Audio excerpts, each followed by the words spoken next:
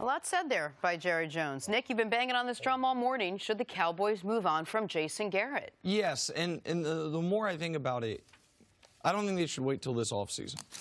Now, I don't think they're going to do it. Really? But I see no reason. I see no reason not to just fire him now. Chris Richard, who right now is a basically redundant position because he's not the defensive coordinator, but he kind of is the defensive coordinator. He's a guy who people think could be a head coach one day in this league. He can lean on some of the other coaching experience on the staff. Make him your interim head coach and see if it gives this team an injection.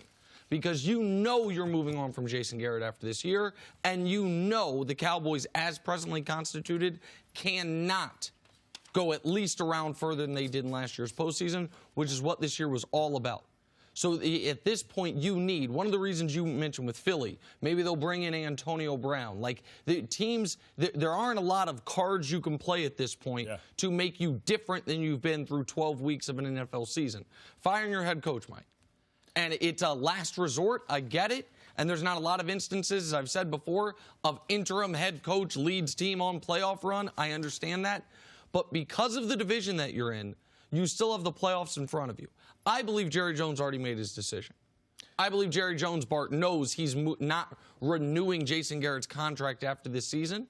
So what's the argument against firing him right now? Will you do that before getting rid of the special teams coach? Well, that's today. That's just one bad play by a coach. I mean, I think what Nick is alluding to is just a pattern of just mediocrity. When you look at Jason Garrett, he's been there 10 years.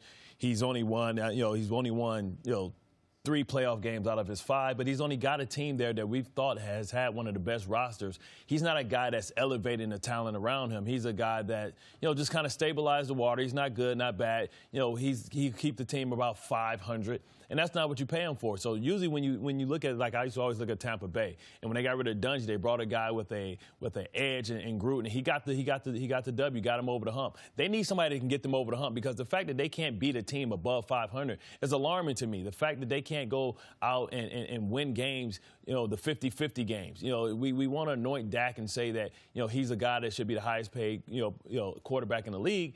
But where's his? Look at his resume. This team is all in, and the fact that he's a lame duck coach, the fact that they didn't give him an extension, usually they give a guy at least a 1-year extension, so if he gets fired, he has 1 more year of being able to look for money with pay. Tells you a lot. It tells you everything. And I think in Texas, when you think about Lincoln Riley being there, you think about Matt Rule being there, I think he's looking at somebody that can come and maybe try and get the best out of Dak Prescott, because they're going to lose a lot of elite players. And you look at this offensive line, Tyron Smith is getting older. A lot of this talent on this core is starting to age, and they're going to age themselves right out of their window. This is one of the best coaching jobs in sports.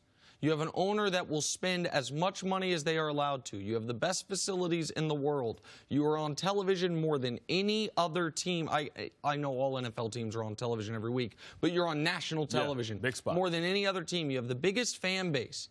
And the organization, when they prioritized it, you want Jimmy Johnson, a great college coach, get him from the college ranks you can. They brought Bill Parcells out of semi-retirement, brought him in. They settled on Jason Garrett, and they've settled there for a decade.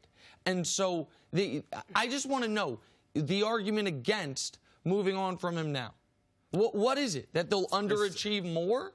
That they won't sneak into the playoffs at 9-7? You know Jason Garrett's not back next year. It could create a spark, though. It could create a spark, to your point, where the teams kind of punch above their weight for a couple of weeks because they, and you get new ideas. I just don't know if Richard is the guy that you want to go with. Well, I guess the other option would be Rod Marinelli. Right. My point is, I don't know how much of a spark that brings, but one of those two guys on the defensive side, because you obviously can't go to either guy on the offensive side. Right. Kellen Moore is not. He just got this job. He's not going to be ready to do that. So even if it is Marinelli, because he's been a head coach for, fine. But when you watch yesterday's game, it was so clear that the Cowboys were outcoached in every facet of it. They couldn't tell the kick returner move up 10 yards. Well, listen, it's not about that, because what happens is when they do the bloop kick, if you move them up, then they'll just kick it behind. The problem was they weren't prepared. They didn't anticipate the situation. The Patriots always do that. They never try and kick the ball through. And first of all, you got to understand, Nick Folk can't kick the ball through the end zone, especially in bad elements. Not against the wind. But how about the play, not even the blocked punt, But when the Patriots line up in punt coverage and they have nobody deep and the Cowboys are so perplexed, they take a delay of game. Then the next play, they do the exact same thing. They're still perplexed. They motion the guy in late. They end up erasing a really good punt because there's nobody deep, so of course it's going to be a good punt. 20-yard field position difference. You know what that drive ended up resulting in for the Patriots? A field goal, a critical field goal. One of the reasons the Cowboys were down 7 late instead of being down 4 late. The Cowboys could have lost yesterday's game, and you wouldn't blame Jason Garrett. There were ways for that to happen. But when you look at it, it's like, oh, exactly what the entire football world was saying leading up to the game. Cowboys got more talent. Cowboys need the game more. Patriots have been shaky, especially offensive the last few weeks. But the coaching discrepancy is so great, I think New England's going to win. And what we saw was the coaching discrepancy was so great, the Cowboys needed a furious comeback at the end to have a chance. And I know people are going to focus on the refs. The officiating was bad. Great, no problem. It's going to happen. You can't change that. You can change who the coach is.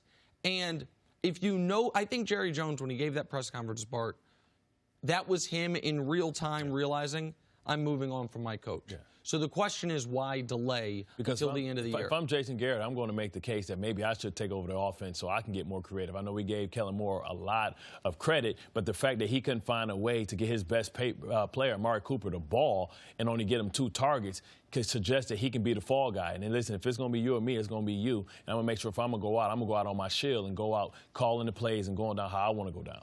He's going to go out clapping. He's going to go out clapping. He ain't played state taxes in 10 years, man. He's balling.